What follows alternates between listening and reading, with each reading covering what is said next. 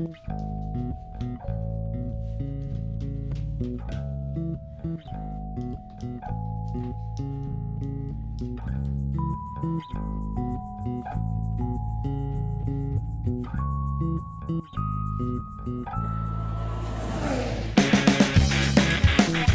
yeah.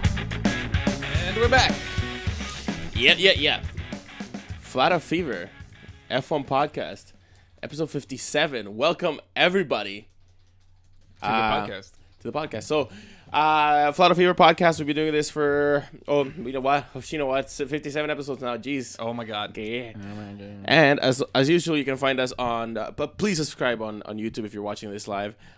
Please give us a shout on Twitter. Follow on Twitter. Yeah, give us a follow on Twitter or any your Both. preferred Give social a media. shout And follow. Yeah, both of them. Why not?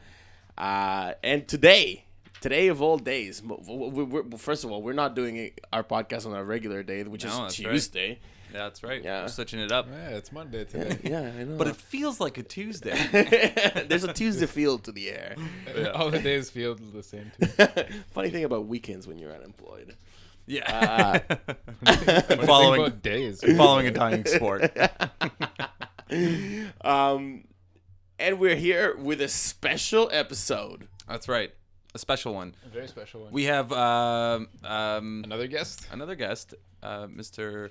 Tobias Grüner. Yeah, we talked to Toby last year, right around before the season started, with his take from Around March-ish. This was after testing. He gave us his opinion, and which ended up being quite accurate. Let's be honest, of how the year was gonna go. Either way, great insight. Toby is a journalist with basically Germany's authoritative voice on motorsport, which is the Auto-Motor-Und-Sport magazine. Auto-Motor-Und-Sport, AMUS. Yeah. And he's a good friend of the podcast. We're gonna try to hopefully get him on a few more times this year. Yeah. To get his insight, valuable insight. It is very, very valuable insight. Mm-hmm. Even though like most of what we did last time around that we had him was just talk about how he got into F1. Yeah. Which is all right. Which is okay. Yeah. No, it was cool. Anyway, and so yeah, he will be calling in shortly. Yeah. I just want to make a quick note. So we did some very small audio reworking of the podcast studio. Thank you. No. It's more or less like, guys, if you're listening, let us know if it's coming in clear. If there's any problems, it's good to hear from you guys on the quality. Make sure we give you or deliver you a proper podcast experience. Oh my God, we're an experience. Yeah, right. All right. With that being said, welcome to the podcast. Yeah, welcome to the podcast. I guess for now, we're just waiting on Toby to come. Any second now. Yeah, just waiting for he this. he should be connecting us via wire. From Stuttgart, Germany, which is the home of Mercedes. There he is. On point. Hello. Hey guys. Hey Toby. Good afternoon. Can you hear me? Hello. Yes. We How's read you loud and clear. Yeah. Okay.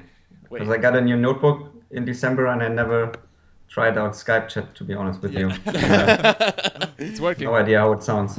Yeah. Can you see us? I have to Yeah. get my picture out of the way. So okay, now I can see you. Okay. Cool. There we go. Hey, Toby. Good to see you. Good to talk to you again. Welcome. Yeah. Thank you for calling us. Yeah. No worries. How's the weather in Stuttgart?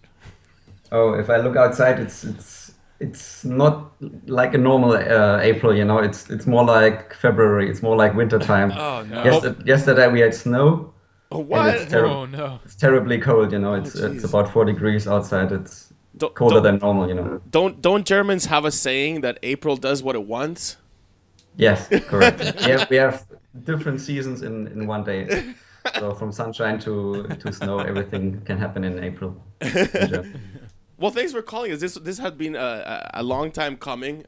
We tried to get something together for earlier last year, but things came up in the way. We really thank you so much for calling us. It's good to talk to you again. Are those some American license plates off to your wall there? Yeah, they are. I love traveling to the United States and through the United States. So from every state I pick up a license plate and hang them to the wall. Man, Carry a we wrench. can Carry a wrench with you. I can fix you up with an Ontario license plate next time we see you. Yeah, I was there too, but I didn't pick up a license plate. But downstairs there another one, a few more. Nice. This is just my office. Yeah. True. I know that you're not gonna come. You're not gonna go. Let's get right to it. You're not gonna go to the next Grand Prix in Russia. No, Russia is not the best Grand Prix to go to. As was China. It's not my favorite one. So I skipped that one. Yeah. No. And obviously that's one of the reasons that we're talking right now. Otherwise, you'd be getting ready to go on a plane or something. But Russia is coming up, and we do have like a few of our listeners or whatever are expecting that we at some point or another talk about the upcoming Grand Prix, and I did want to get your opinion on it, because I'm sure, like you said, there is a reason why you're not coming. I'm sure that the reason is more than just the overcomplicated visa process to get into Russia. It's everything. It's not It's not like I don't like to get into a country with restricted press freedom or something like that. It's just the overall experience in Russia is not. It's very hard to get there. There are not many different flight connections. You have to arrive very late and leave very early or stay a day longer. And then there's the visa process. And Sochi is it's just a small town. You can't see a lot, and the food is not to my tasting. I'm doing only 10 races this year, and if I can choose, I'd rather choose other ones and let my colleagues go there. Yeah. So I've been to Australia and Bahrain, so they're much better. I have to say. It's not that I don't like Russia. I have only seen Sochi, and it's nice. The Olympic venue is quite nice, but the track is a bit boring. I have to say, it's not that I don't like Russia in general, but Sochi is not, for a Formula One journalist. It's not an overwhelming experience to go there every year. And track was more of an afterthought there. Yeah, where they built it. But like you said, you've been already to the first two races, which were really, really good. Quite exciting. The third one was good as well. Oh, the third one was great. Most overtakes in the F1 history. Yeah. Too bad you had to sit through those first two qualifyings, but. It wasn't that bad. It was, everyone was looking forward to see what happens. In the end, it was a disappointment. But we were still excited. And we said, even it was so bad. It was actually, it was so bad. At least we had something to write about. And our readers, they discussed on our website. They wrote comments under those articles. So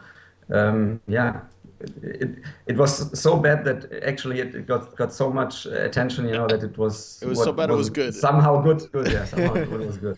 And in the end, the races were good due to this qualifying, because Mercedes had to start on the softer tires, on the softest tire, and so the races got more exciting because of it.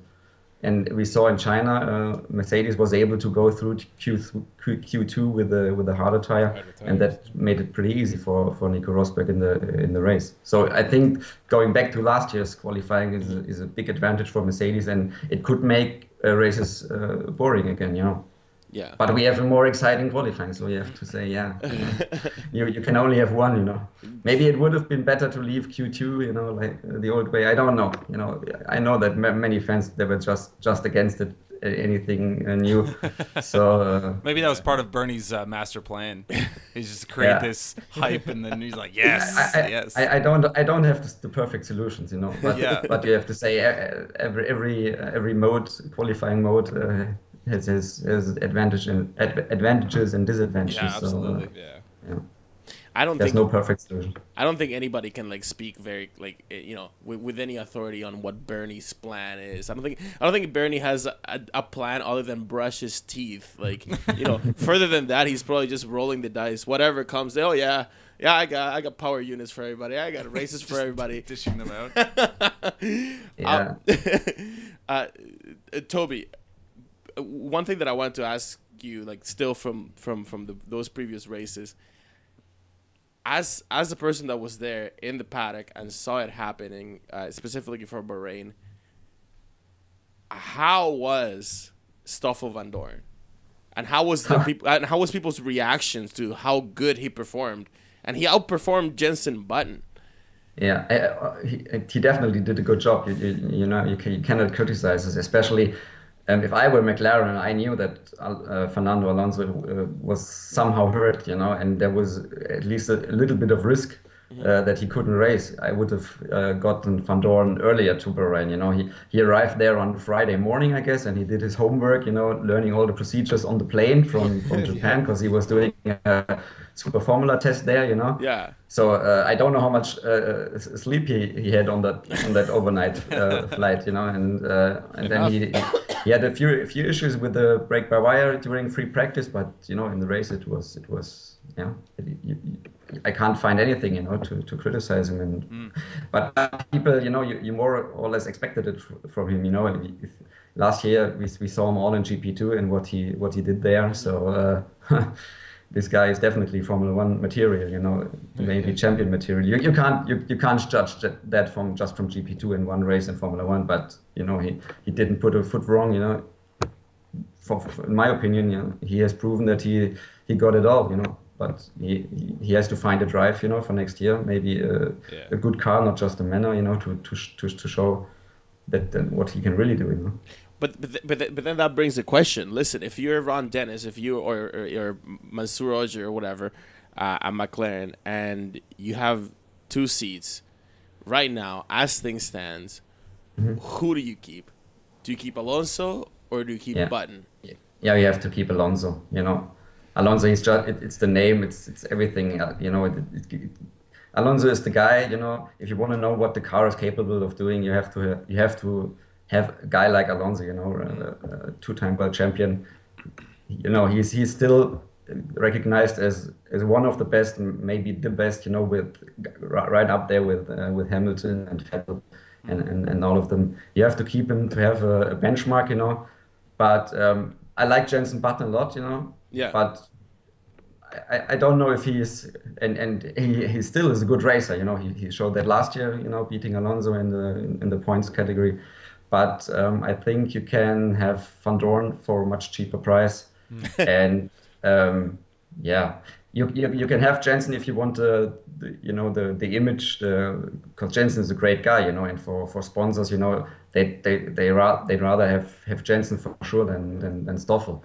But I think in this case, if I were Ron Dennis, I would give Stoffel a chance. But I hope that I was there at some press rounds with Stoffel, and he's a young guy. He's not used to all the journalist stuff, and he's still a bit careful, you know. And Jenson is much more outspoken. If you ask him about political stuff or other stuff, he gives you much better quotes, you know, more controversial quotes. And it's the beauty of having nothing to lose. Yeah, and you know, Stoffel, he's a little bit, you know, how should I say, you know, he has to grow into this role, you know, first. So, and if I write a story about Jenson Button, I will get more traffic on my website than if I write a story about Stoffel van Dorn. But you know, he's young and he can evolve definitely, and I would give him a chance for sure. I was gonna say on that topic, it's interesting in the last couple of weeks, all the negative stories coming out about Alonso, about he should retire. He's not performing People anymore. think that he's too old somehow, because somehow 34, 35 now is too old for Formula One. Then the headline today, making a big deal about how he had his eyes closed during the accident. Yeah, but that says nothing. Yeah, nothing, you know. So I said I would close my eyes too. I think it's just like a natural human response. We had what was on this high-speed camera, and it's but people told us people that saw more of those accidents, they say it's not uncommon, you know, that the visor gets open if you're upside down, you know, through the G-forces. It's a normal thing. And you know, if my visor would open during such a high speed crash, I would I would do whatever, have my hands. I don't know what I would do, but it's not like a roller coaster. Smile, for the camera, stuff like that. It must have been a scary moment. So yeah, but to me it just seems like an excuse for a negative headline about Alonso. No, you shouldn't do any headline about that. It's just interesting for fans. Exactly. What was on that camera, because it's the first season with this camera, and it was the first crash. That was recorded. Everybody wants to see that video. Yeah, of course, but the guys from FIA, they will probably will not release this, unfortunately. We just keep it to themselves. We didn't see it ourselves, unfortunately. But we had. You also can see how much the helmet was banged against the crash structure. They have this kind of styrofoam structure around your protection structure around your head. And he banged his head pretty good against that one. Yeah. 47 Gs or something. Yeah. Yeah, I have that as well. More than 40. And there were two impacts. The first impact when he hit the wall, and then the other after he rolled the car. Gravel, so he had the more than 40 Gs twice. That's what I heard. Yeah. But okay, so wow. Here's the thing, because I want to say something, because a lot of tracks are getting their gravel traps resurfaced, right? Like paved over. So if this track in particular, if Australia had that corner paved over for the motorcycles, we wouldn't have had such a spectacular accident. Let's be honest. He probably would have just like rolled, hit the wall at some speed, maybe, but the car would have probably stayed upright. Yeah. I'm not sure about that. I think he already rolled. When he hit the wall, he rolled over the wheel, because the wheel tethers kept the wheel close to the chassis. Okay. And then they got tangled up, and then the car rolled over the wheel, because it's like last year with Sergio Perez. Remember the accident in Hungary in free practice?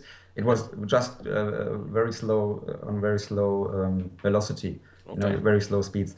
He rolled the car, and that's the problem with the wheel tethers. They keep the wheels to the car, and then the car can roll over them. And I think the car would have rolled over even without the gravel trap. Yeah, because he hit the wall, and there was this little grass strip in front of the wall. Yeah. I think he rolled already there. I don't know what would happen then with if it would have been paved. Maybe he would have slid on the roll hoop, or if he would landed on the other side. I have no idea. It's just that is speculation. For sure. Yeah. But there are certain advantages and disadvantages with gravel traps and paved ones. So on certain accidents, one is better than the other. So but FIA has the opinion that in most cases the paved one is safer. It's the safer option. Yeah. But there's definitely a line to tug there, and this was for a while the discussion at the beginning of the year of where do you stop over regulating for health and safety, safety in particular. Alonso walked away from that crash, and like he's still around. He's still today. He's fit to race. Let's say with a brace or whatever, but he's still fit to race. Yeah. Do we still like to what point do you think the energy of the people at the FIA should be spent on thinking things up like that, like the Halo solution or this, or whether you should focus your energies back on fixing the sport? You know what I mean? On making sure that the sport is sustainable in the long term. It's kind of like sorry. In my opinion, the safety is just good enough what we have right now. I'm not a fan of this Halo thing or even that Red Bull solution. I'm in my opinion, they can get rid of everything. They destroy the look of the car. You can't see the helmet. You can't see what the driver is doing. Behind the wheel. I don't like it, to be honest. But most of the drivers are in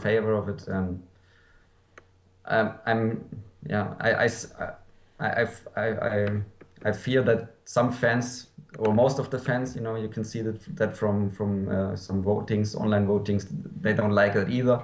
And if they see next year's car and they are all running around with those halos, and they say, "What shit is that?" and then even more will turn off the TV, because we lost already some fans in the last year. So I would say they should get rid of it, or they should not introduce it, or they should wait until they found a nicer solution.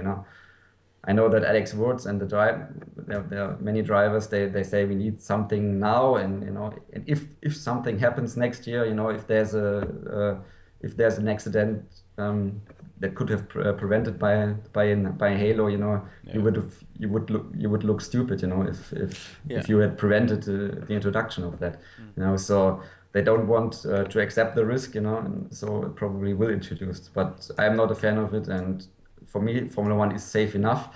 You have to live with a certain risk. That's there. That's Formula One. It's not like golfing. It's a high speed sport, and if something goes wrong, you can hurt yourself, like you saw with Alonso. But for me, Formula One is safe enough. You can try to improve the tracks. And you can pave all the gravel traps. But leave the cars open and let us see the helmets, and let them be Formula One cars, that we are used to, that we love, and don't make a different sport out of it.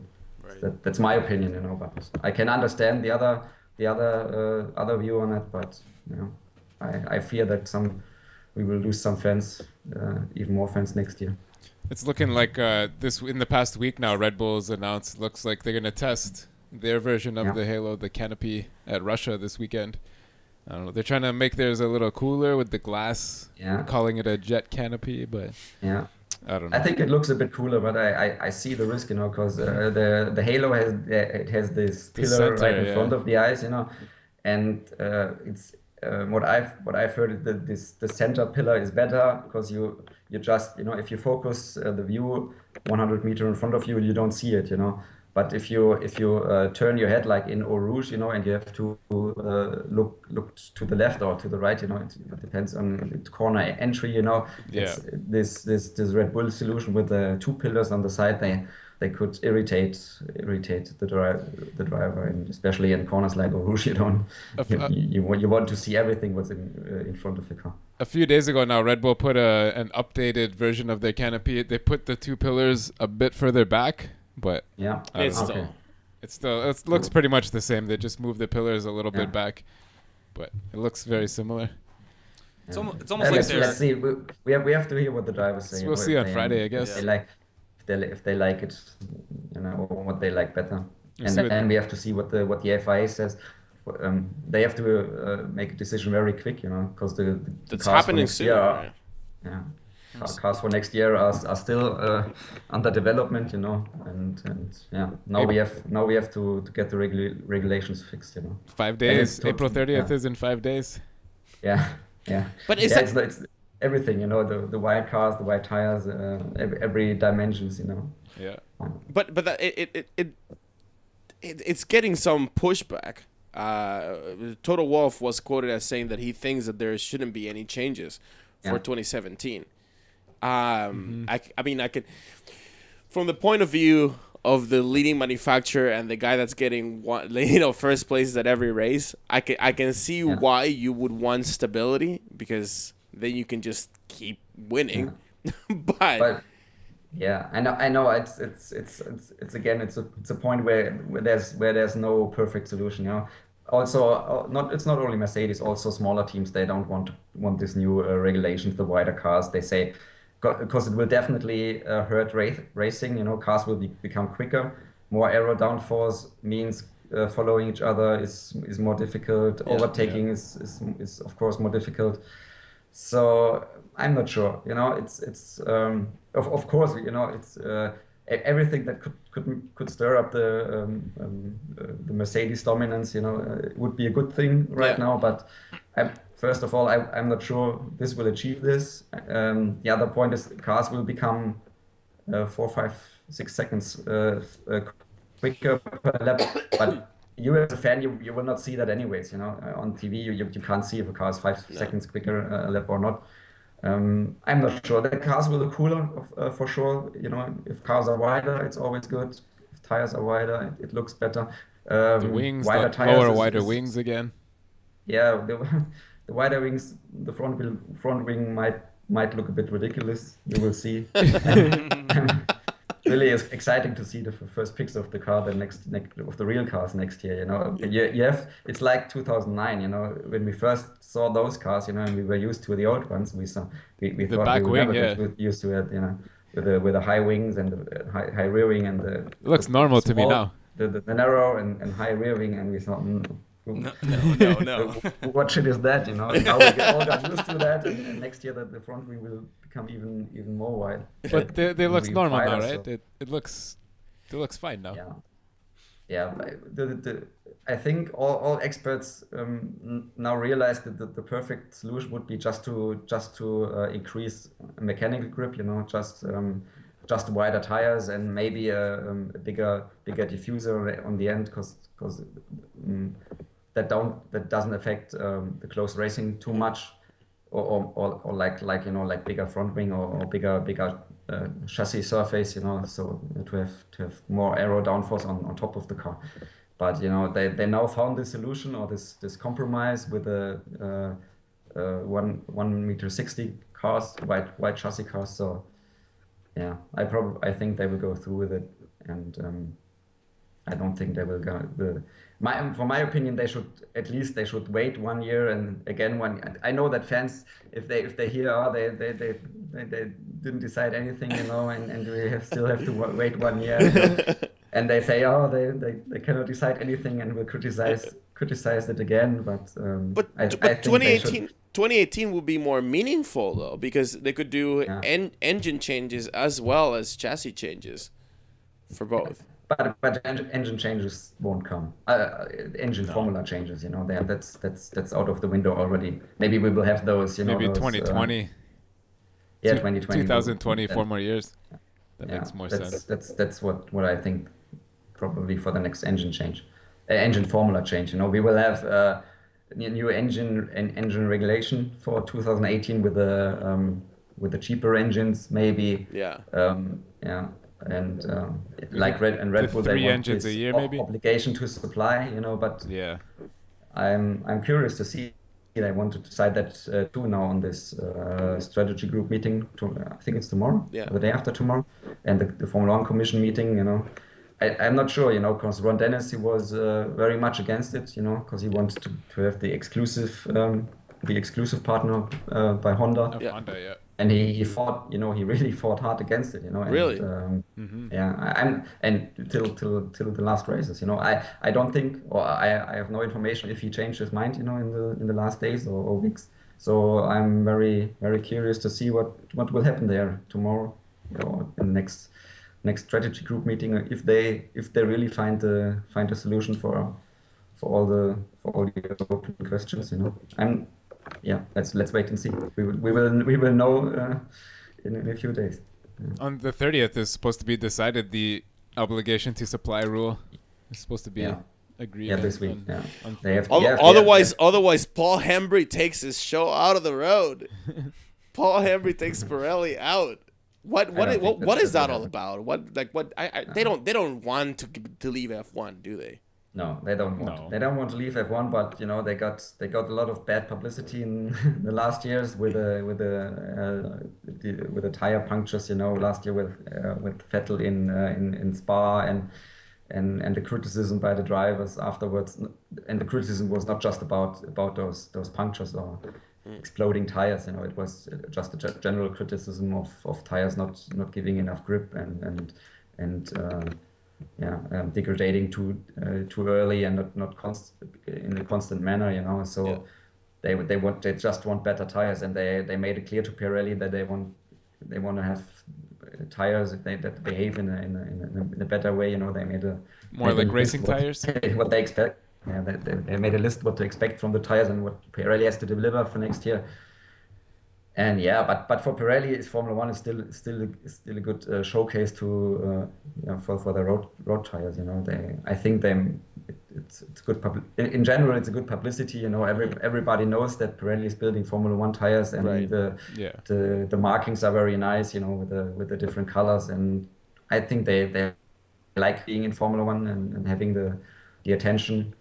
And yeah, but the teams are not making it easy for Pirelli, as you can see now with the testing for next year, with all the issues that we had, and I think there will be a lot of more will be more discussions as the year goes on, as teams have to build those special cars, to simulate 2017. I don't know cars. If you didn't see it. I think it was today was now agreed that Pirelli will get for 2016, 17, and 18 25 days testing in a current car.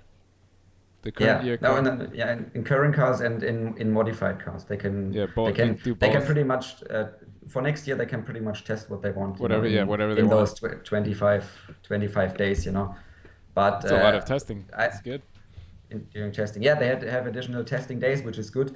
But there's a question: how good are those cars? How good can you test next year's tires? Because you don't know how much downforce next year's cars will have, how big the loads are, and what the tires need to handle. So it will be interesting. And all the teams, of course, they want, because in the early test, they will have old tires with new structure, new construction, and then they have the first prototype tires, and only the last prototype tires for, in the end of the season. They will give you a good impression of what to expect from next year's tires. So of course, those teams testing tires for Pirelli, they want to have the test days in as late as possible. Right. For Mercedes or for Red Bull or who else is there, they don't want to test for Pirelli in August. They want to test for Pirelli in November when the tires are much more like next year's tires. So I think we can expect some more discussions who can test the latest, and so. But yeah, it will be interesting. Very interesting. Absolutely. I mean, we've been saying for a long time that, from us as fans, as third-person viewers of the sport, it just seems that out of all the unprofessional behavior that there is up and down the paddock, it seems like only Pirelli is consistently the only professional the most professional company in F1. For sure. Because you never catch them lying. You never catch them trying to stir up. Well, maybe once or twice to stir up some shit, but they just sort of come and show up, do their job that they were asked to do. Really, they were told to do, make these tires so that they don't last. And the problem. If you look now compared to 5 years ago after the race, the marbles everywhere. They have to be sweeping for days after every race. To be honest, I like Pirelli. I like those guys from Pirelli. They're cool guys, and they have a really difficult job, building those tires that don't last, and get all the criticism for tires that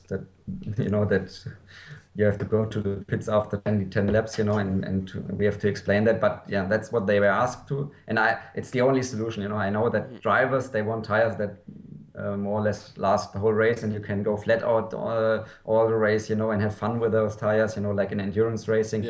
But on the other hand, the tires have to be a bit more consistent.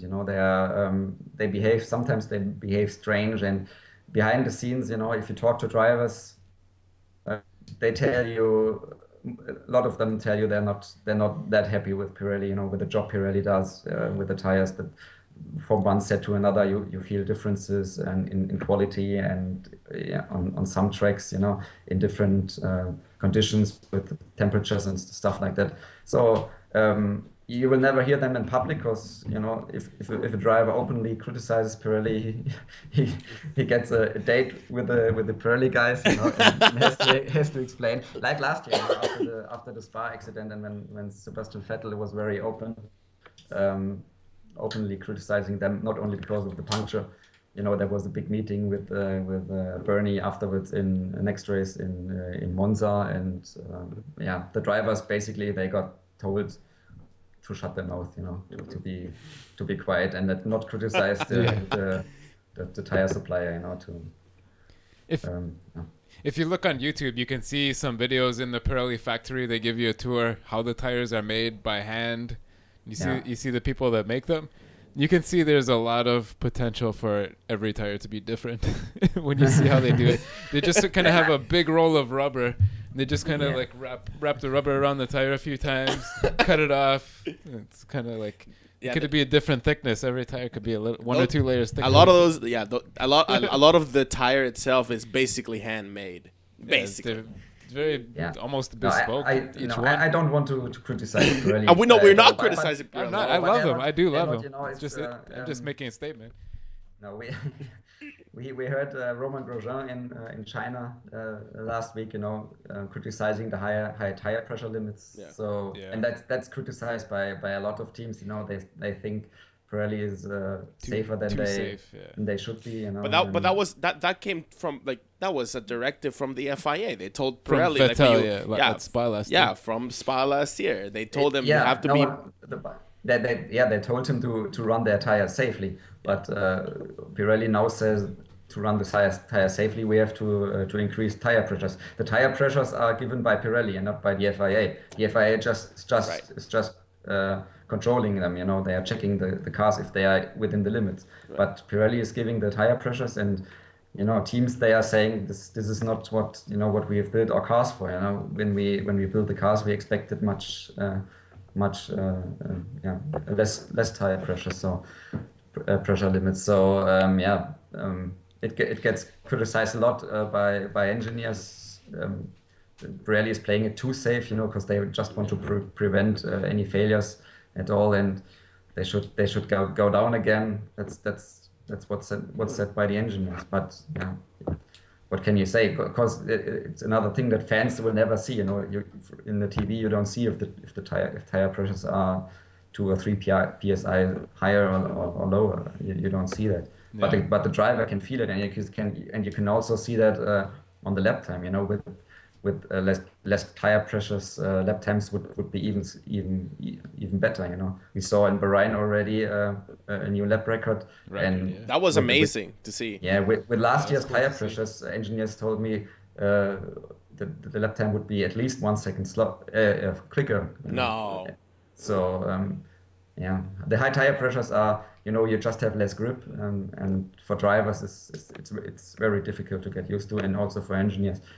Yeah, so Pirelli should be able to build a tire that can cope with lower tire pressures, like they did in former seasons. Maybe for 2012, whatever. For tracks like Spa or Monza, you can increase them, but not for a track like China. Then there should be a better solution. Well, I guess because of the lead time and because everything's changing for next year, don't expect them to fix it for the rest of the season. It's going to be high pressure. No, I think the rest of 2016 this year will stay more or less the same. Maybe if they see the tires are looking good, maybe they go a bit more down. But I don't know. But you can see with Sochi now, with the tire choice they have, with the super soft and medium, they're again on the conservative side. They could. You saw it last year. We had last year super soft and soft there, and people were running a one-stop race easily. Doing more than 40 laps on a set of super soft. So they normally you would say they should have brought the ultra soft. The new softer tire to get us a bit more action. They just want to save it for Monaco to be extra cool. Yeah.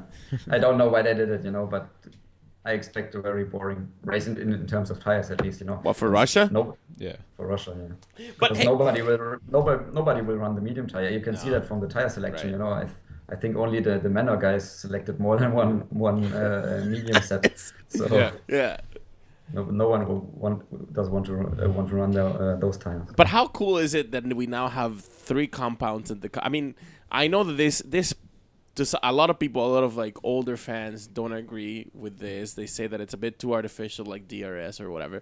But I for one, and we've been talking about this since last year. I love it. More different compounds means different strategies that everybody can take, and that has already given us. Yeah. And I think that more than DRS could have, more than a shuffled qualifying could have. I think just introducing one more set of new tires gave us more complex strategy during the race so far than we've seen. Yeah. That's definitely a good thing. That we saw that from the first race in Australia already. That we have a lot of different strategies. As I said, Russia will be a bit different because we won't see those medium tires a lot. Unless it rains. Already the first 3 races showed that this was definitely the right decision. And with the elimination qualifying, with the first 8 on the softest tires, with the used tires, it would have been probably even better. But I can understand that we don't want to have those qualifying back. But this was definitely a good idea. Of course, there are always those traditional Formula One fans. They say, they have to be boring races as well, because like in football or soccer, or ice hockey, I don't know. You have boring matches as well, It's not and we saw in MotoGP, sure. I don't know if you follow that. In MotoGP, we had a pretty boring race last weekend, so it's not only Formula One.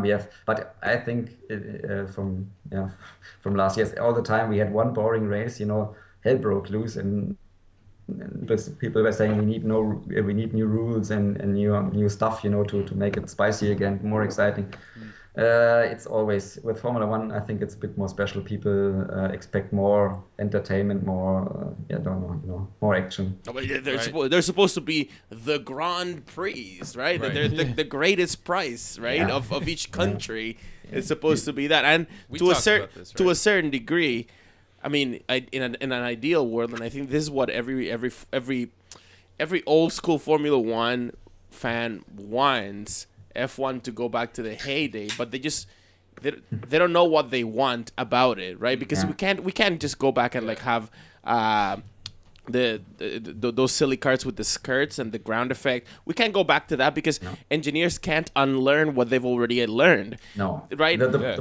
The problem of today's Formula One is is that everything's perfect. There are no mistakes. If you remember the 80s or the early 90s, the cars broke down, engines broke down. You saw drivers making much more mistakes. With Michael Schumacher, there was this driver training got much more professional. They got fitter, they got physically fitter. They got the driver training in younger years. From mentally from fitter too. Yeah, everything is controlled now. Then you have the data nowadays. That engineers can control everything. Cars won't break down. They can test in the factory. They can test everything. So you don't see unexpected results on the track. Cars will not break down unexpectedly. Driver mistakes are much more rare. Much more rare. I don't know. Rare. Much more rare. Sorry. It has to be more boring, nowadays. So you have to find different things. Already in the early 2000s, with the Michael Schumacher days in Germany, if you ask people, we want those good old times with Michael Schumacher back, when he was at Ferrari, it was exciting and all was good, and then I remind them, hey, those races were really boring. I could have told you who will be world champion after the first practice in Australia. It was so boring. Races were so dull. No overtakings. Driver on pole position was winning the race, like with refueling. Refueling. If you ask fans if you want refueling back, they'll say yes. They will say yes because they have those explosions, fireballs in the pit lane in mind, but that only happened a couple times.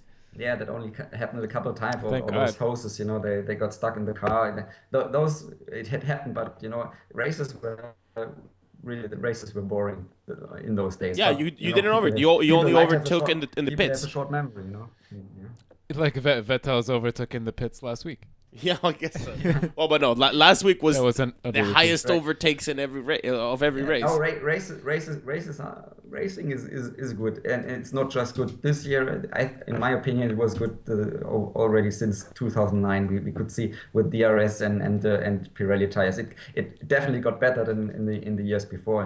You can see it's a bit artificial and stuff like that, and it's not like drivers. They get out of the car and you can see that they hardly collapse because of the exhaustion, and they go flat out every corner, But it's not you can't have that anymore in Formula One. People would turn off the TV even more, even quicker if before the start what will be happening, Because with the refueling, the races you have much less fuel in the car, much less weight, so the car is much more like in qualifying, and the car on pole position is not only the fastest car in qualifying, it's also the fastest car in the race. So you don't have the two disciplines. So nowadays there's the chance that something will happen during the race is much higher. When the cars in the beginning of the race they have 100 kilos of fuel on board, and at the end of the race nearly nothing. So and you can't have a setup that's perfect for every part of the race, and you see some cars are quicker in the beginning and some cars are better in the end of the race. Especially the single paddle clutch now too.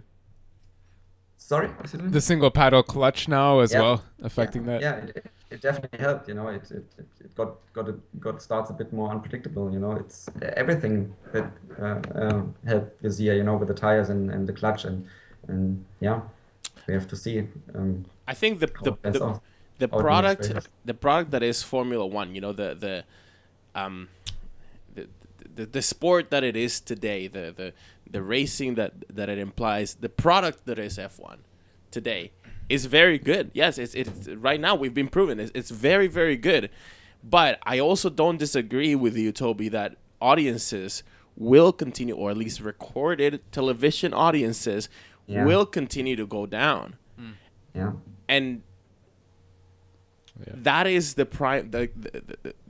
primary motive of all this chaos that's happening at the top, is because the Formula One model right now is built on television audiences, purely and simple. Like Bernie FOM he distributes the feeds out, and he lets the broadcasters do the job. But these are TV broadcasters. That is something that worked before, and it's not working now because. Say what you will, yes, the measured television audience of Formula One will probably go down, even if 2016 is the most exciting year in Formula One ever by everyone's recollection. Even if it will, television audiences will come down because television audiences are coming down in the world, everywhere, in every single country that you measure. So now the question, the question becomes, is F1 equipped? Is the governance of F1 equipped to make the changes that it needs to be sure that F1 survives a post-television world? And I think some people are disagreeing with Bernie right now at a very, very, very high level, where he wants to take the sport versus where they want to take the sport. And one of the most vocal persons of that was Sergio Marchionne, chief of Ferrari, chief of Fiat Chrysler. And there was a very interesting article written by your mentor, Michael Schmidt, about how the manufacturers want to see Bernie out by the end of this year. Like this year. Wow. Because I think, and then when we were talking about this story, it's like I think that maybe by now people have thought that. People were thinking, maybe one day Bernie will die, but he's not dying. Probably not now. Not in the near future. Yeah. So I mean, just for our listeners and our viewers here, because I thought that article was very interesting. I only read it with Google Translate. I don't speak German at all. But I'm sorry about that. No, but it was very good, and I know that Michael Schmidt has a very authoritative voice. He knows what he's talking about. could you just take us through like what does he mean? What was the gist? This plan is definitely there. You know, they asked, or they will ask CVC, you know, to get rid of Bernie by the end of the year. But it's not like they're worried about the state of Formula One. You know, like you know, Bernie's talking bullshit or coming up with stupid ideas every 2 hours. It's a bit more than that. It's also, in case of Ferrari, it's also about this EU thing, you know, this. Oh yeah, Margaret Vestager, her department. This competition law investigation, you know, into Formula One. Really, it seems like Bernie wants the EU Commission to win now. Yeah, Bernie wants to lose against the EU Commission. Yeah, he wants to lose. The problem, he will lose nothing. You know, it's just an opportunity to rip up those contracts. You know, the Concord Agreement with the teams. You know, because he didn't realize that how powerful the manufacturers got. You know, how powerful the big teams got. You know, and you can't decide anything. You know, on your own. You can't decide anything. Full stop, you know, because there are so many parties right now with this strategy group and then the Formula One Commission, you know, and just to get simple things through those two rounds of powerful people, it's just impossible to make any changes to Formula One, and he realized that. And he sees this EU investigation as one opportunity to get rid of these contracts and get rid of the Concord Agreement and for himself, you know, to get in a more powerful position again to make the changes that he thinks are necessary to get Formula One on track again. I don't know what kind of stuff he is in his mind again to make Formula One more attractive or more entertaining for viewers. I have no idea what's going on in his mind, but he wants those manufacturers to become less powerful, to get these structures that he created himself. You know, he's only to blame himself. And that's the point. He made this happen. He did it himself, and he created a contract that lasts for 10 years. Yeah, that now he wants to be a bad idea. But here's the thing, and this is something again that I'm taking from Michael Schmidt. Mm-hmm. He said, and I agree 100% that this is just the mentality that the guy has. Michael Schmidt said that the way that Bernie likes it is if he's jumping from one problem to the other, to the other, to the other. That's how he runs his life. That's how he runs his business. He wants to be putting out fires. That's how he knows how to, because he thinks that if he can make a deal here and a deal there and like backstab you here, offer money to you there, you can solve all the problems. But really, you're not solving the problems. You're just creating more problems for the future. Yeah, but you know, if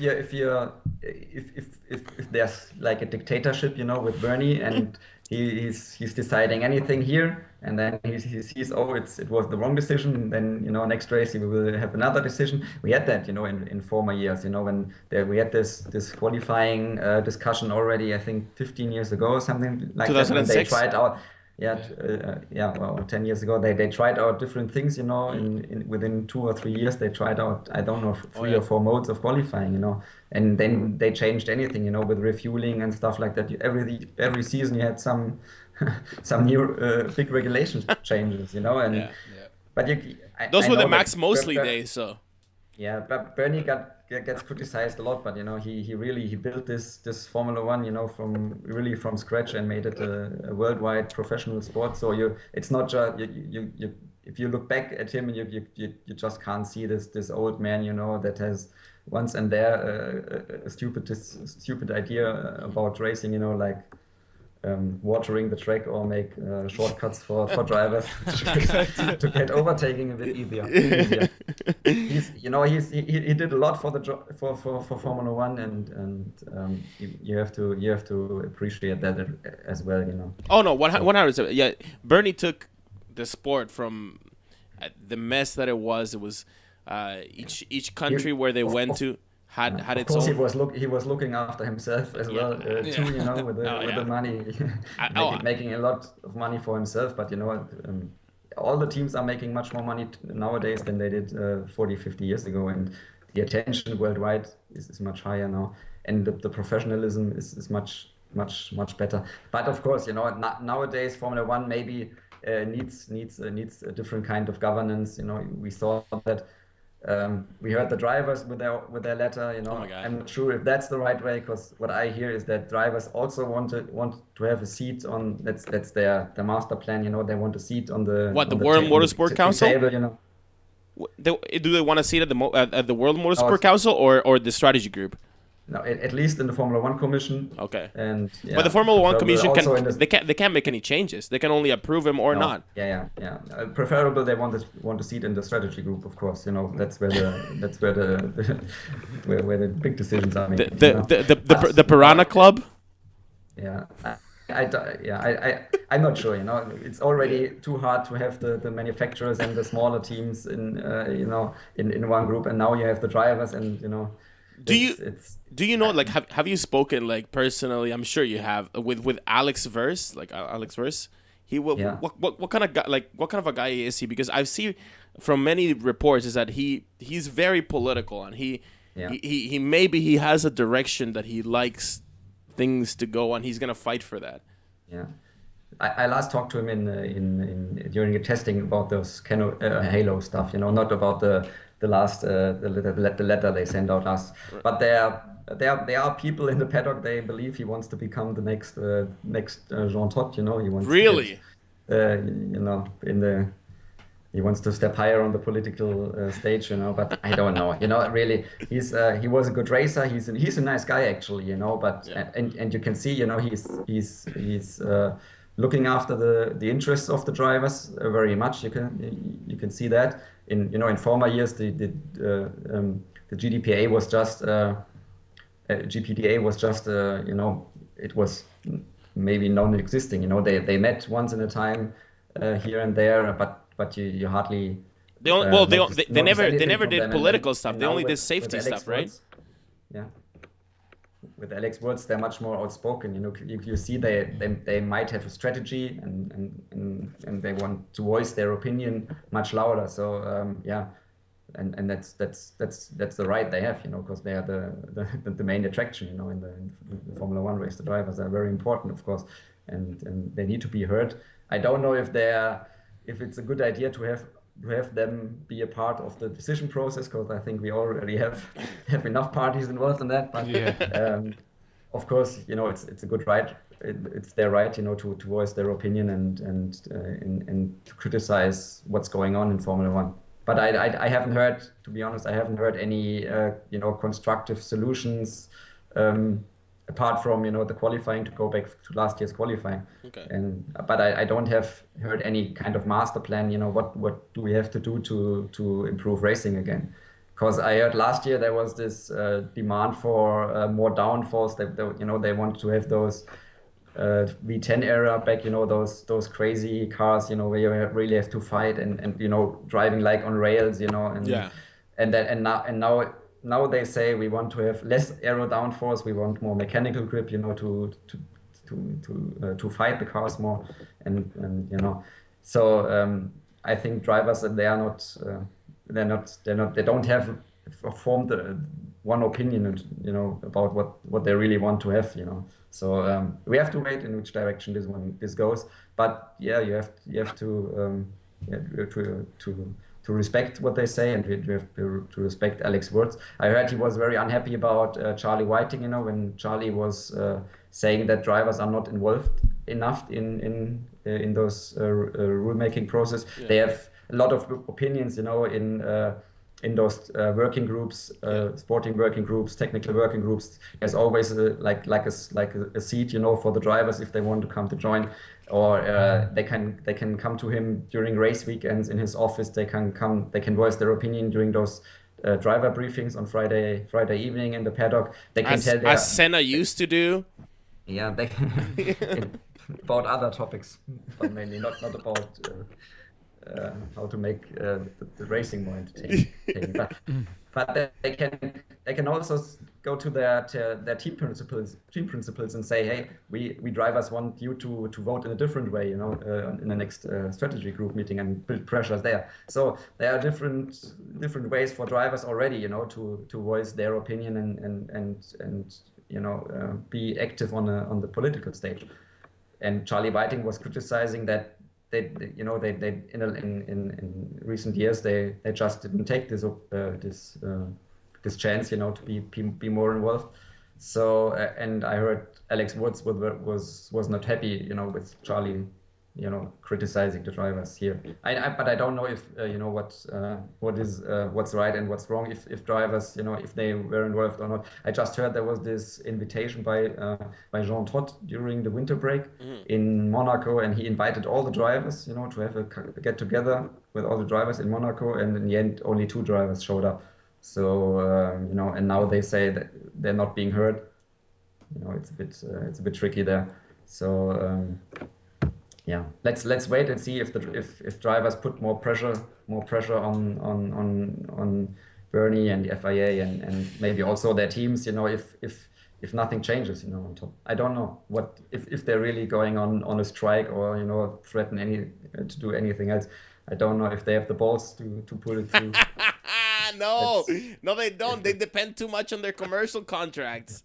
They want to. Of course not. Maybe Button. That's it. The drivers are not going to strike. Yeah, maybe the old guys like Button. Yeah, I can see Button, Kimi, and Alonso not showing up for something. But no, not even Alonso. He'd want to drive. We had that before, in the 70s or 80s. When some drivers wanted to strike, and they were always, from the smaller teams. They like the pay drivers or something that they were told to drive, and then they had to drive. Yeah. So to get all 22 drivers together and to form a union, for something like that, it's very hard. But let's see. Maybe they surprise us. We saw them with their dinner, with their dinner in Shanghai. Yeah. But after at the kitchen, have you been to the kitchen? Did you go to that restaurant that they were at? It's called the Kitchen in Shanghai. It's this Italian restaurant. It's supposed to be pretty good. All the time I went to Shanghai, I tried to stay as close to my hotel as possible, And, was the air quality better in your hotel? No, but the traffic's always terrible. To go outside, and taxi drivers, they don't understand English, and the problem is if they drive you to a certain direction, and you find another driver to get you back to your hotel, you never get back to your hotel because they don't know where your hotel is, So you better go to some restaurants where you can walk to the next restaurant and not go too far away. How's the pub? Oh, well, actually, I guess you wouldn't know. You wouldn't know how the public transit system works in Shanghai at all, because I know that they apparently had some metro lines that only work to the track, but they don't work any other time of the year. It's just for the F1 weekend. No, to be honest, we all in last years when I was there, we always had a hotel that was close to the city center, and we always had a shuttle driver, that brought us every day to the track shuttle. And collect us there. Yeah. So but now my colleague that was there. What's his name? Andrew something. Andreas Haupt. Andreas Haupt. Follow him on Twitter. If you're listening to this, Andreas Haupt on Twitter. Yeah, he's there for the website. He's doing, I don't know, I think 8 races this year. So nice. He's nearly as much as I. So we split it more or less in half, Yeah. Then we have another colleague here. She's a girl, but she's only doing 3 races, but she's also very nice. Yeah, so we are splitting those races because we also have to do other races like Formula E and endurance stuff and German endurance racing. So endurance racing. So to do all the races. So we need at least one of you at each race. Yeah, at least where. Have you gotten into Formula E? Have you been following Formula E? Only on television, to be honest. I now will go to the German Formula E race, so to see it in person. Have to say I'm not from what I saw on television. I'm not much of a fan, but maybe it will change, if I see them up close. It seems in the next. No idea. It seems in the next couple of years, every year they're gonna slowly open the. They started almost all the same car, and every year they're sort of opening the rules up for allow each team to build more parts themselves. How refreshing is that to see? Is an FIA sanctioned formula that their whole deal is that they're gonna open the regulation more? Isn't that like come on? That should be the future of F1. Why aren't they? We talked about and people talked about the way the robo race is going to go. Yeah, it's going to be more start closed, more and more open. Like is that not what? Like why all this over regulation? Yeah, in Formula One, look at Formula E in 50 years from now. If you let them do what they like, they engine it will become too expensive, and if you give engineers too much freedom, to invent certain stuff, the bigger teams with more money will always win. Yep. I don't know if we want to see that. True.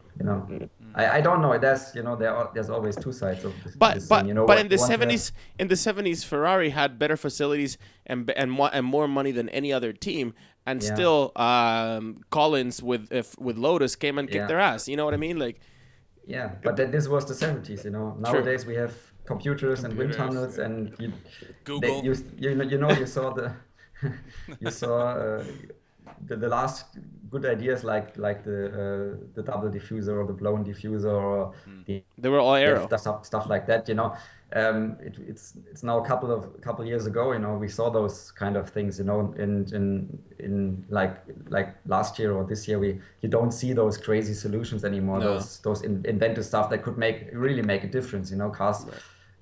Cars more or less look like same, and I don't think it's because of the regulations. It's because they all have the same tools, like CFD and wind tunnels, and it's just like that. You can't reinvent the wheel.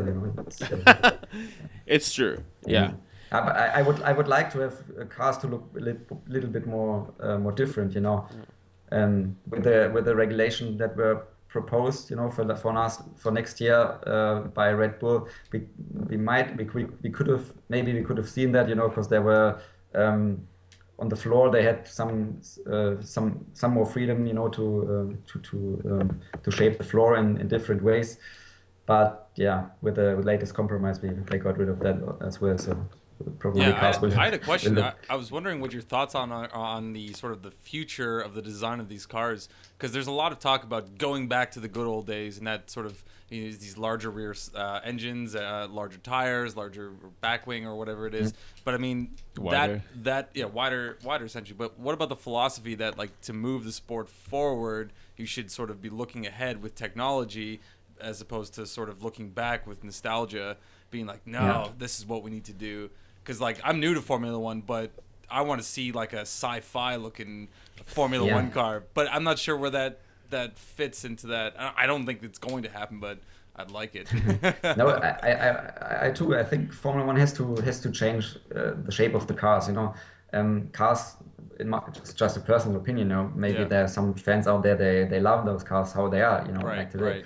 But I think cars are, if you see them in person and if you compare them to cars from past eras, they are so long nowadays. You won't believe it. Cars are, I don't know, 5 meters long. They are really long and slim. So you need to get the cars, back to get them shorter and wider to make them look more aggressive. And then I don't know if you saw last year's the Ferrari's concept car for the future. Which was a bit futuristic, with the wheel covers and stuff like that. You have to find a good balance, because every rule change makes the development more expensive for the smaller teams, Right. Maybe you have to find different solutions to get a more healthy Formula One first, and then reshape, make a big revolution, You have what's clear. You have to make the engines cheaper, You have to find a cheaper engine formula. You can have the hybrid engines, but those MGOH stuff and this complicated engines, it's just a bit too much, and fans Toby won't get anything out of it. Toby, how easy wouldn't it be? Like if I was Mr. FIA or Mr. Formula One Strategy Group, how easy would it just be to just to say, hey, listen, you know what? Forget all this MGU this, MGU that. Forget all these regulations. What we want, the overall thrust for that when it was proposed by originally by Max Mosley, and then it carried on to Jean Todt, is to make an engine that would be more efficient, so that it would be relevant for road car technology. So why don't we just say, listen, why isn't the rule that you have to have an engine that is at least 40% thermal efficient, at least, and it costs, this much, whatever, $12 million, $25 million, however much it is, set it at a price and at a minimum thermal efficiency, so that this year's engines will still fit the budget, will still fit the requirements, but then there's more room for, I don't know, to put a jet turbine into one engine. Whoever, like whatever gets the job done of being at least 40% efficient, if not more. What's stopping that? Yeah, I don't know if you can achieve the 40 the efficiency goals with with a simple kind of solution, for I don't know 10 million euros or something like that. But you could you can have hybrid cars, hybrid engines, with maybe like standard curves, just to say, hey, look, we are doing here something, with batteries and future technology, it doesn't have to be this MGUH stuff, which is really crazy, and until you find something like that on road cars, you will have to wait 10 or 20 years, at least, or you will never see that because it's just too expensive for normal road cars. But the thing with the price tag, that's that definitely was a fault, a mistake by the FIA, and Jean Todt admitted that. They should have given the manufacturers a price tag to say that the engine that there has to be a limit on that, maybe 12 or 10 millions, and then Mercedes still could have gone on and developed their engine for 200-300 million, but they lose. It would have clear they lose money, if they invest too much money in that development process. Yeah, but that's clear. And that will be the future. And I think that this will go through this week for the 2018 engine. So the price tag will definitely go through, and I think it will stay there for the future. Nice. The problem is that we won't have the engines are still too complicated till 2020. Yeah. So that we won't see any other manufacturer come in Formula One, and so teams like Red Bull, they can choose a manufacturer that's like capable of building a good engine, But the engines will be more equal, by the end of this year, at least, we won't see that big gaps between the engines like we have seen in last year or still now. In Canada, we will have the big Renault upgrade. Wait, where? in Montreal. Yeah. Montreal. And the Canadian Grand Prix. At least this is what's announced, and with Renault we got some disappointments in recent years, but you mean Tag Heuer? Everyone you talk to, they're pretty confident, and they have high hopes in these engines. It's 35 horsepower, I heard, it's the increase, but it's not only the power increase, it's also the drivability should improve a lot there. So I think you can expect from Red Bull a lot from Red Bull after that one, if the engines are reliable. So you have to be a bit more careful with that. But it goes in the right direction, and I think by the engines will be much closer, and maybe it will not be so much so big a talking point like it's now. We'll see. It should be exciting for us. That should be exciting. Yeah. Okay, wait, hang on a second. So I know that everybody knows that the Red Bull has a Renault engine. Everybody does, but they're still calling it a Tag Heuer, this and that. Is there an actual difference in between the Renault engine and the Tag Heuer engine? They get as soon as Renault, the works teams, gets a new update, in tokens of the power unit, Red Bull gets it too, right? Is that how it works? Yeah, that's how it works. Yeah, there's no separate development. The engines have to stay the same. It can happen. It can occur like last year with Mercedes, that they have an upgrade for the engines, and they test it first with the works team, or they test it first on the Red Bull team. You don't know if the process of manufacturing the upgrade parts, if they can't make enough parts for all 4 cars, they might say, yeah, we just try them out with the Renault cars, and then Red Bull gets them on the next race. Okay. That can happen. We saw that last year with Mercedes, but you will never see that. Renault will upgrade the turbos now, and then you see Red Bull upgrade. I don't know another part of the engine. It's not allowed. The development of the engine has to be the same. Different stages of development are allowed, but after Renault gets the first upgrade, Red Bull has to get the same upgrade, not a different one, So they will, and I don't think Renault will have delayed upgrades for Red Bull here. They got criticized a lot in last years, and you can clearly see which is the better car, and even if there's the Tag Heuer badge on the side of the engine. They still want. Everyone knows that there's a Renault under the bonnet, and they will do anything to make the car quicker. Renault, and what I've heard, the relationship between the Red Bull guys, and Renault guys, it got really improved a lot, from the beginning of the season, and Red Bull saw that they recognized that Renault is doing a lot, with increased budgets and more structured factory development, stuff like that. And we all expect to have big improvements at Renault coming this year and for next year. Also with Mario Ilian, helping them a lot in different areas. So I think you can expect a lot from maybe already this season, in later stages of the season, because you saw that in China with the Red Bull car, they got rid of the aero, they put 20% less downforce on the car as they would have run normally, just to get on par in top speed wise, with the other cars, and they were still the quickest in the corner. So it just when they have the power, the right power on the straights, and then they can run the downforce they have on the car, they will be really quick. Well, that's why Ferrari didn't want to give him the current engine. And Mercedes too. But Ferrari has also great potential with the engine. I think we wrote that in Bahrain already, or before Bahrain. Yeah. Their turbo issue.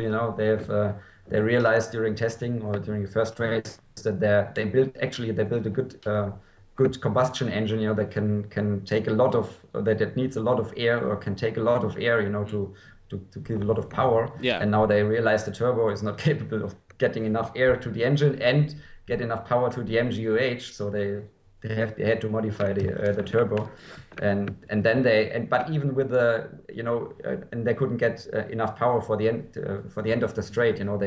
They could only boost the MGU-H in race mode until half of the straight, and then the car would not accelerate anymore. You can see that clearly on the GPS measurements. All the teams could see that, and when they solve this problem, I don't know what I heard they already used in the first tokens now for Russia. I don't know if that's for the turbo or for another part to solve this problem, but if they solve this, they could easily jump ahead half a second per lap, and with just this one modification. And so Ferrari fans can look forward to it. Yeah. I think anything that adds like more excitement to the top end of the grid, because the middle, there's enough action in the middle already. I mean, come on, there's a lot of action. But if there's action at the front and the middle, that would be amazing. Oh yeah. But we haven't seen yet what Mercedes is capable of. We saw it with Lewis in trying to get to the front after bad starts or other incidents. But with Nico Rosberg, he was just on all the 3 races, he was just in cruise mode. Yeah. He took off. He hadn't showed us anything. So I don't know what Mercedes is. What they have still in the pocket. If Ferrari really starts to challenge them. Come on, you guys are very you're very close to Mercedes. You're in Stuttgart there. What's the word in town? They still have more performance, right? They still have more power than they've shown. Yeah, you can every time, like in Bahrain during qualifying, every time Ferrari got a bit closer, you can see with the next run, something like they switched, a different engine mode, a bit higher, and then they got the half second gap back in place, But engineers are looking very confident but they always warn, Ferrari's getting closer, but they did it last 2 years already, and you get a bit tired of all those warnings, with Ferrari, and you don't believe them anymore. But I would love to see Ferrari back in the hunt, really challenging them, and also Red Bull, of course. The more the better, It's really. Yeah. At least it's not like not that I'm I'm German and a fan of Nico Rosberg, but it's already good that we have a different winner, not the same winner not like if Nico would have won last 2 years and now it would have been Lewis Hamilton, I would have said the same. Yeah, it's true. Yeah. That was something I wanted to ask you actually, is how big of a Nico Rosberg fan you were. I like him from from a professional point.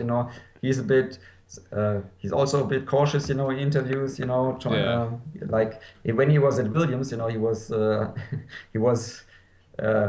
and he admitted it. He was much more outspoken. I remember it was 2009. It was my first year in Formula One. All the time he came to the paddock, I asked him, "And Nico, where are you gonna end on Sunday?" And it was on Thursday. And he said, this race looks good, and I feel I will go on the podium, And it was when Williams was, like maybe it was top 10, but he finished most places between 8 and 14, And this race I really feel like going on the podium, and you're like you're very optimistic, and you could write that, and you had a good quote here and there, And then when he got to Mercedes, he was a bit more, getting better. He said, I'm working for a big company now, big like Mercedes, you have to be a bit more careful what you say.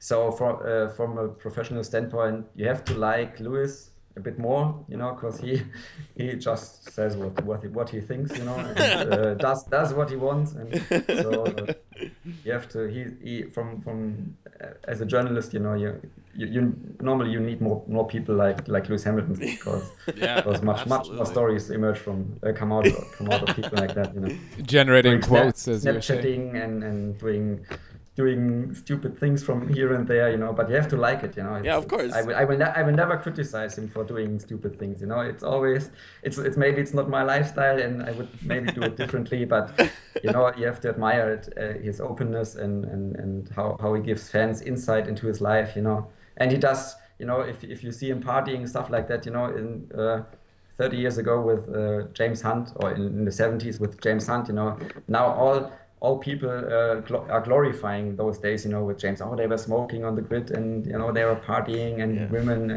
and stuff like that, And now Lewis Hamilton, he gets criticized for doing similar things, He doesn't care about what people think, and doing his own thing. So I will not criticize him ever for stuff like that, and I just appreciate how open he is.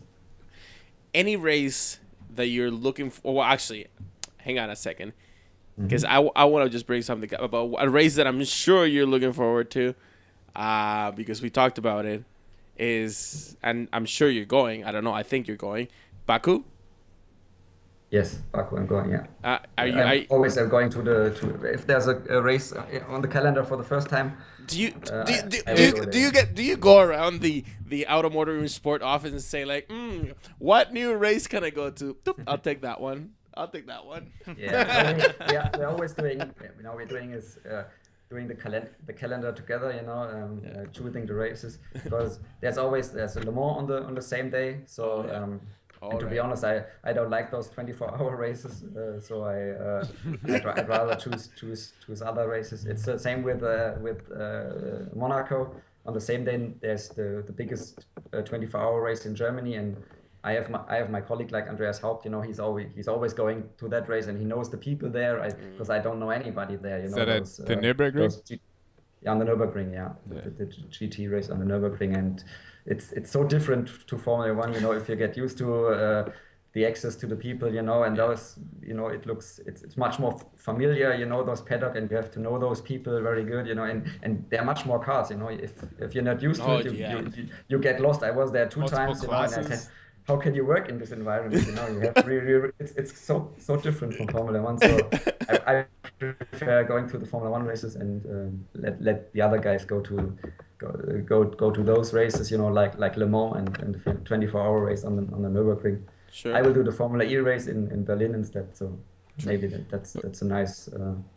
What are you really thinking about Baku though? Because I feel like a lot of people are just criticizing it, or think the track is gonna be shit, or this country doesn't like racing, or just kind of stupid criticisms. Here's what a lot of like Western media are saying. They're saying, oh, this country, they're not even in Europe. Why are they hosting the European Grand Prix? This country, they're more aligned with the views of Russia. Why are we supporting this? But anyways, I just want to say I'm excited. Yeah, I'm excited too. I want to see it. I like the track. To a new place, Maybe after a few, even before my first China race, of course, I was excited, or Russia. It's always good to go to a new country, and you shouldn't go there with with something in mind that people won't like it, or it's not, they don't have tradition. Of course, we have to that's out of the question. We have to keep like races like Monza and Monaco and Silverstone.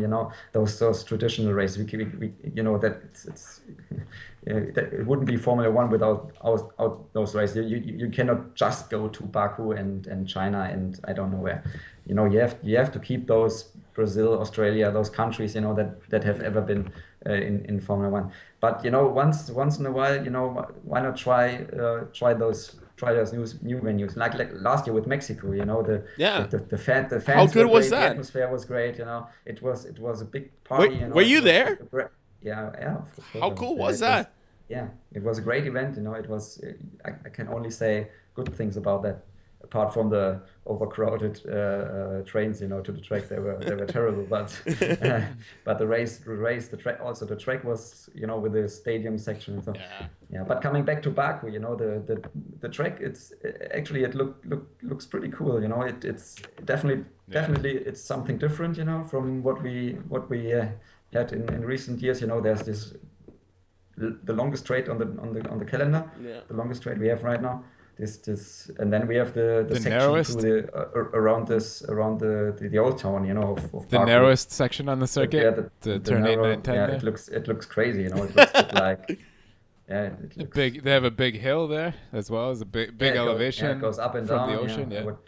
I talked to Hermann Thielke, who was the designer. The build, they have to pave there's how you say cobblestone? Cobblestone, The stones on the track. Cobblestone. They have to put tarmac on that, and then they have to, after the race, they have to remove everything. And just before we talked to you, we were looking at that on YouTube. They put down like wooden panels underneath, or they're like fiber panels, I guess, and then they paved over that.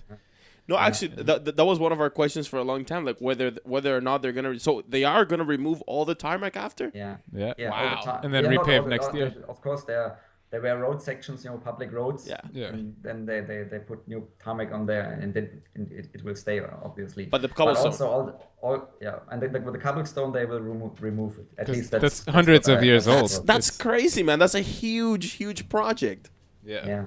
And also with the grandstands, all the grandstands and the pit building and everything will be just it will be built for the race, and then it will be removed afterwards. Is that the way of the future? Is that the way of the future for F1? Because a lot of people have been talking about how maybe temporary tracks are the way to go. That's what Bernie even said. Because nobody can afford to have a permanent facility anymore. Not even in the States.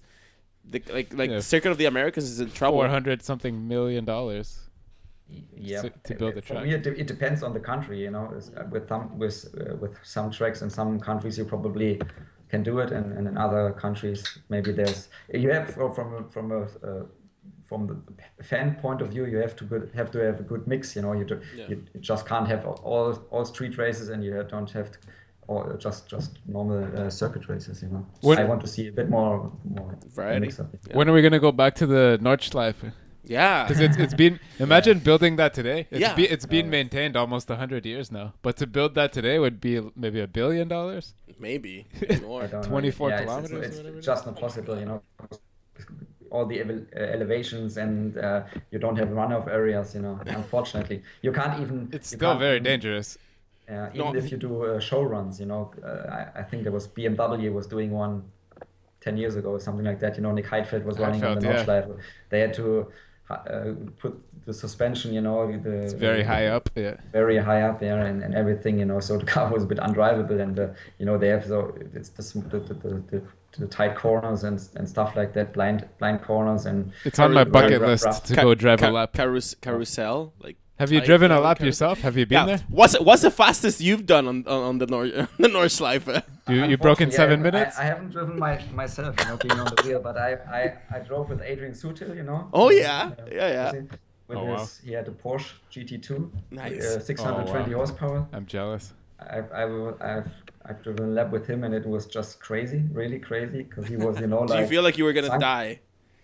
Like a, yeah, you know, he was Like a roller coaster. On, you know, short trousers, you know, this crazy car, you know, and it was overtaking motorbikes and other cars, you know, and within traffic, you know, driving like Oh my God. like a, you know, they were just like objects, you know, and I was just near misses everywhere, you know. It was really crazy, and the car was so brutal. Then I was driving with Bernd Mailänder, you know, safety car driver. Yeah.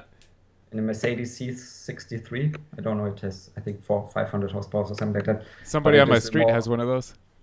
Excuse me? Somebody that lives on my street has that car. Yeah, it's rear-wheel drive, and It's nice. It was raining that day, and you know, we were Oh. just sliding and drifting all around the Nordschleife. Oh And my God. it was also a crazy experience. But if you guys come to Germany one day, I will take you to the Nordschleife with my Oh, I'm Let's coming. do it. And we'll- It's on my bucket list to go we'll around do a one lap. lap I have to go. But I have to train before that on the PlayStation. Yeah. I've only did it on Gran Turismo, and a video game I've gone around a few times, but gotta do it in real life. That's With my ears plugged. that's amazing. Oh, honestly, as a fan, just going back one time to Baku, like go wherever. F1, like sports has nothing to do with the politics. It shouldn't ever be involved with like international politics. Yeah. Go wherever you want to go, but That's what I still at the end of the day, there's something that shouldn't be touched. We shouldn't. I mean, you know, a lot of people made a big stink, like what we talked about, when the French Grand Prix was lost, Magny-Cours, whatever. But let's be honest, Magny-Cours was not that great of a track. Nah. Don't touch Spa though. Don't touch Spa. Don't you know what I mean? The really historical tracks for a reason should stay, and there should be at least a few races in Europe, no matter what. Just for the history. Yeah, and I always think that places where you see a lot of enthusiasm by fans, you know, lots of fans in attendance, they also have a right to stay there, you know, because Right. It's like with Mexico or other places, you know, even China now, you know, in China in former days it was a bit, you know, here and there, you know, a bit empty on the stands, but this year, from what I've heard, you know, you can see a big improvement there in China. See you know, some people, flags, you know, and this- people are excited. Yeah, and There's and a you can see Raikkonen maybe- fans. Yeah, of course, Raikkonen is always the biggest part, you know, the biggest fan favorite. But but you know, it seems that Formula One is really is getting bigger in China, so definitely deserve their place on the calendar right now. With Sochi, you know, I think it's still to be seen. Yeah. I don't like the track, to be honest. It doesn't look good on TV, you know. The photographers also they don't like it because, you know, you always have those fences, you know, in your way, and it looks a bit like a construction site. You know, it only looks good from the helicopter, you know, when you see those nice buildings around. But you know, those cameras from ground level, you know, or even the onboard shots, it looks a bit, you know, it looks like a Formula E track, you know, with or the cages, the fences. Well, there's hope for Russia because there's been this talk about maybe moving to Moscow, abandoning Sochi and move to Moscow to a street circuit. I don't know. To be honest, I don't know. I heard with the ruble, the ruble, the local currency, it's going down. So Formula One, it's getting more expensive for Russia. Every year, every year the currency goes down. It gets more expensive. They have to pay Bernie more in US dollars, of course, and there's a lot of course, if your economy goes down, it's the same like we see in Brazil, and the Grand Prix fees with Bernie, they're pretty high. And if you have countries like Azerbaijan, they just don't care about the fee, or they pay whatever you want. Other countries, they get under a lot of pressure, if they can't afford it, and even a country like Russia, they now had the race for, I think, 3 years now, third year now, and I think the fans, there weren't so many fans there, and they made a big loss last year. So I don't know how long they stick with it, but we will see. There's always talk about new races like we had it with Las Vegas and California and South Africa, and in Seoul we had the street race. That's what I heard last year. So well, apparently. Kyalami in South Africa is rebuilding. Yeah, they were renovated the track. And Malaysia too. Geez, I mean, Toby, you've been very generous with your time. It's already. I just noticed. I honestly hadn't looked like too carefully, but it's 9:30 in Stuttgart. 10:30. It's Central European time. No, 10:30. It's already. Or 10:30. That's what I'm. Oh Jesus, 10:30. In Stuttgart. As a closing thought, I just wanna just your opinion for the rest of the year. Yeah. Is it, despite all that we've talked about, all the negative stuff and stuff like is there a future for Formula One? Is the world of the future, like, can it accommodate a sport such as Formula One? I hope so. I'm earning my money with it, so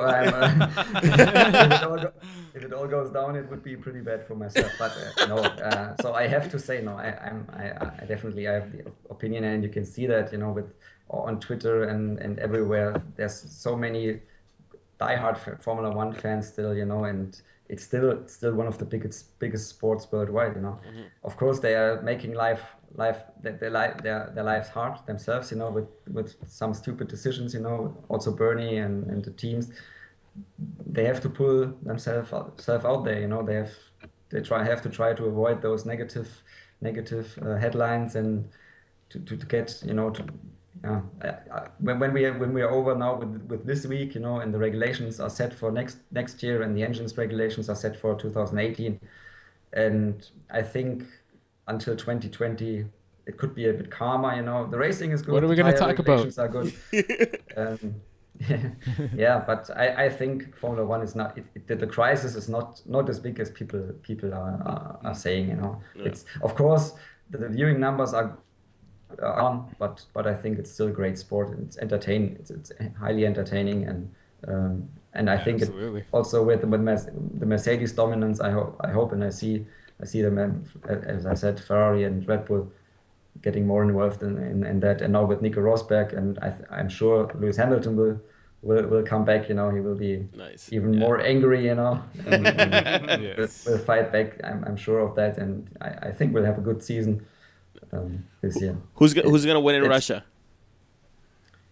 That's a difficult one. If you saw last 2 years, actually Nico was pretty quick in practice sessions and qualifying, and he was challenging Lewis a lot. In 2014, I think he was second, and he won the start, and then he outbraked himself in the first corner and had to go to the pits and lost the race. And last year, of course, that he had this throttle pedal problem while leading the race, and I think he likes the track actually. So it wouldn't be a surprise if he wins the seventh race in a row. Wouldn't surprise me. But I think record? come Monaco and Barcelona and Monaco, we will see Lewis Hamilton back. You guys have any closing questions? Yeah, finally here I got just before you called us, we put out on Twitter if any fans had any questions. This guy Humidly on YouTube has two related just about your profession. So you just asked when you're reporting on a race around technical stuff, talking to drivers, team people, general coverage, race qualifying. Just what's your favorite F1 topic to cover? And separately, what affects like what you're writing about? Is it the fan interest, or is it more like do you have a directive for what kind of stories you're writing about? No, not at all. We are completely free what to write about. Of course, you can. Yes, you have to write about what's happening, right? Yeah, no, we don't have.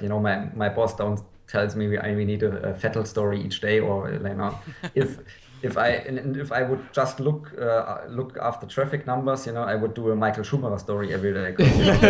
That is in Germany still. If you put the name Schumacher in the headline, you go climb over his fence. It's a guarantee, to get high click numbers. But I don't try to exploit that at all. And I think real fans appreciate it, if you don't look after that. So we really try to cover all drivers, not just the German drivers, or not the drivers that are always in focus, For sure, Rio Haryanto is not driver that we cover the most, like Lewis Hamilton. But it's I always say good stories can come from everywhere, and if there's a good story out there, we will do it. We criticize everyone, if it's Ferrari we say if there's an engine problem there, we say it, and even if we know the next day they're denying it to other websites, and it's always the same game, but And for sure, that's why we like reading your stories and talk to you, because you guys keep it unbiased. Yeah, no, it's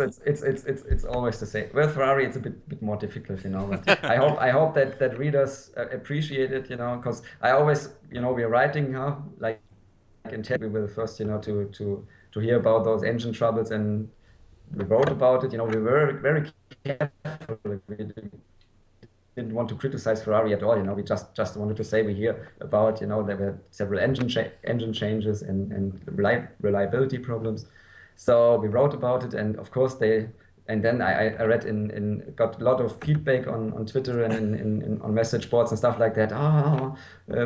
Fans got angry, and stuff like that. And next day Ferrari was denying it, and then people, look, Ferrari was denying it, and you wrote shit and you lied to us, and stuff like that. And then, but after Kimi, had that turbo failure and Zeb in Bahrain, people come, they knew that they even Ferrari couldn't hide that there's something going on with the fireballs shooting out. Yeah, absolutely. And I guess the technical, coming back to your question, the technical side in general is something I like to write about. Nice. A lot, because our German readers, they like it a lot. Engineering, for sure. They like all those small changes on the car, and why is this happening, and who is more downforce, who is quickest in slow corners and quick corners, and what updates are planned for next race and stuff like that.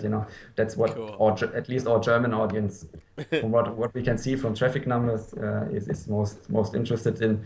And to be honest, talking with engineers is very. Is for me is more interesting sometimes more interesting than talking to drivers, because engineers they're not talking bullshit. If you talk to they must like a lot of the engineers must love what they do. Like they really love their job and love talking about technical stuff. And I don't know if it's because 99% of journalists don't talk to engineers, or if it's because they're incredible, intelligent people, and they have sometimes a bit crazy minds, if you see Adrian Newey or something. But they like to talk about what they are planning and what how the aero works. Like talking to Andy Green from Force India, it's you always go out and say, this with the airflow, how the air is flowing, and they're creating a vortex here and there, and this little bit is so important, and it's for me it's more, in many cases it's more fascinating than having the talk to a driver and hear the same quotes you hear every Grand Prix. But that's awesome. That's awesome. Well, thanks a lot, Thank you man, very for much. accommodating us. I know that you're probably just aching to go to bed because tomorrow you're going on vacation. Where are you going? Where are you and Claudia going, by the way? Going to Japan. Nice. Oh, 10 beautiful. Nice. days, yeah. Nice. Really Yo, nice holiday. try some takoyaki. That's octopus balls. They're delicious. No, seriously. I haven't tried that. No. Maybe I have tried, but without knowing. You know, 'cause I ate pretty crazy shit, you know, during the Grand Prix there. Because you always got, you know, you order some sushi or other stuff, and you always get some kind of, some from, you know, some free meal, you know, from the kitchen first, you know. And it could be anything. You have no idea what you eat. If it's a snail, if it's some mussels or some other intestines, I don't know. You know, it's always squishy and raw. Delicious. But at least I try it, you know. Yeah. You have to try I it. liked all of it, but you know, at least I tried it. Well, honestly, safe travels, all the best, and please, okay, this year we will keep to it. Can we do another one of these later on? No worries, yeah, we will do. Just we keep in touch, you know. Absolutely, yeah. Towards the end of the season, hopefully we can like. I'm sorry that I couldn't offer you the solution for all the problems we have in Formula No, One. it's all good. Hey, the people in charge can't offer us any solutions to the problems. So But I'm confident it will get better. Nice. You will I think so, too. Won't hear so many stupid ideas anymore. Yeah. kick Bernie out. And again, Toby, again, thank you so much. Thank you for accommodating this. We will keep in touch. We will make another one of these happen. And again, safe travels and all that. If you want to follow Tobias Grüner, he's on very accessible on Twitter. T Grüner on Twitter. TGRUENER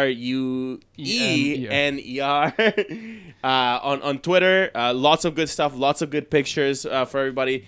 And other than that, I guess we'll see you later, man.